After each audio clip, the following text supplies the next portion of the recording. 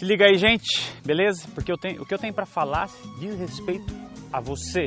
Então presta atenção, é bem rapidinho. É o seguinte, a Bíblia diz em 1 Pedro 2,9 o seguinte: vocês, porém, são geração eleita, sacerdócio real, nação santa, povo exclusivo de Deus, para anunciar as grandezas daquele que os chamou das trevas para a sua maravilhosa luz.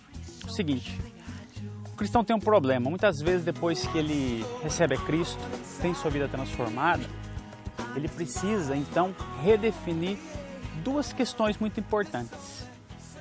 Primeiro, a sua identidade em Deus e, segundo, o seu propósito.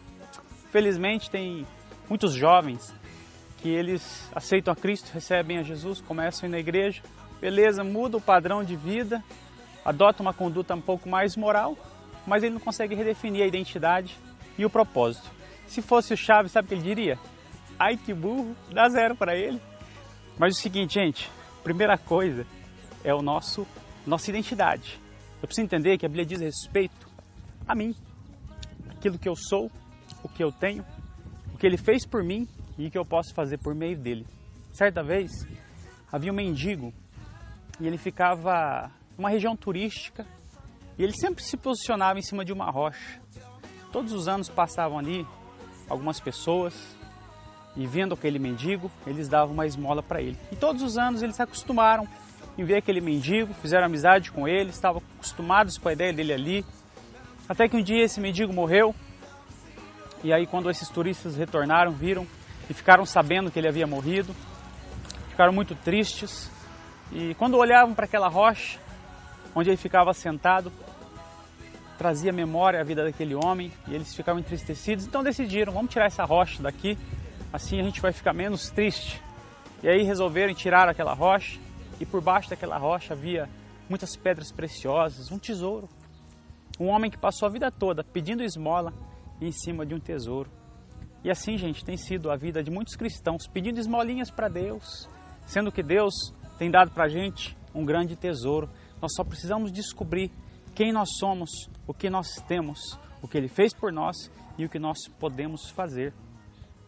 A Bíblia diz que nós somos geração eleita, escolhidos, sacerdócio real. Eu sou sacerdote, eu tenho livre acesso a Deus, eu sou realeza, eu faço parte desse reino. A Bíblia diz que eu sou povo de propriedade exclusiva, eu sou dele, eu pertenço a Deus, eu fui selado, eu fui marcado. E a Bíblia diz que nós somos nação santa, separados. Então, gente, eu preciso descobrir quem eu sou.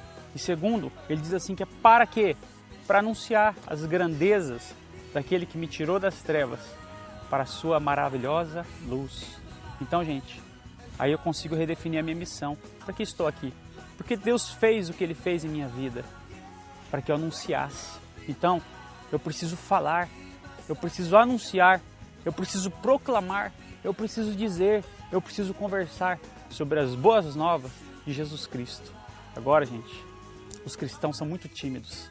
Infelizmente, eles estão caindo naquela velha brincadeirinha da vaca amarela, pulou a janela. Eu não vou continuar, né? Mas vocês já sabem que é o fim. Eles estão quietos, mudos, calados, enquanto o mundo está falando, o diabo está falando, os ateus estão falando, tantas vozes estão sendo ouvidas, menos a voz dos cristãos. Então nós precisamos falar das boas novas, falar do reino de Deus, anunciar a Cristo. Por que eu devo falar? Porque a fé vem por se ouvir e ouvir a mensagem. A Bíblia diz que todo aquele que confessar Jesus Cristo como Senhor será salvo. Como confessarão se não crerem? Como crerão se não ouvirem? Como ouvirão se não há quem pregue? Como pregarão se não forem enviados? Como diz as Escrituras, conformosos são os pés daqueles que anunciam as boas novas. Esse é o seu dever. Agora, resumidamente, eu queria te dar uma dica de como anunciar as boas novas. Em primeiro lugar, você precisa sempre falar do propósito inicial de Deus, que é vida e paz, o Deus que criou para um propósito, para um relacionamento. Em segundo lugar, aí você fala da queda. O homem deu as costas para Deus, pecou, escolheu seguir o seu próprio caminho e foi separado do Senhor. Em terceiro lugar, aí você fala da nossa redenção em Cristo, porque Deus amou o mundo de tal maneira que deu seu Filho, para que todo que nele crê não pereça, mas tem a vida eterna. Então a nossa redenção por meio da cruz, por meio do sacrifício e da ressurreição. Em quarto e último lugar, nós precisamos recebê-lo, e aí a nossa restauração em Deus. À medida que nós recebemos a Cristo e passamos a redefinir a nossa identidade, nós voltamos ao projeto inicial de Deus, quando nos criou para ter propósito de vida e paz, um relacionamento com Ele e fazendo diferença nesse mundo, representando o reino de Deus e marcando a nossa geração. Fica aí, gente, o desafio, e seja tudo aquilo que Deus te criou para ser.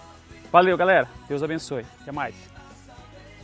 Ô, gente, é o seguinte, você que ouviu o vídeo, por favor, pessoal, não seja egoísta, não guarda só para você, compartilha, curta, envia para os seus amigos no Facebook, no WhatsApp, mas essa mensagem precisa ser ouvida, a gente precisa falar. Outra coisa, a gente é aqui de Dourados, então você que está em Dourados, na região, todo sábado a gente se encontra lá no Espaço Esperança, às 20 horas. Então, vem com a gente e participa e receba o que Deus tem para a sua vida. Aqui, mais uma magiquinha. Esse aqui a gente não precisa nem falar, né? Mas é só fazer.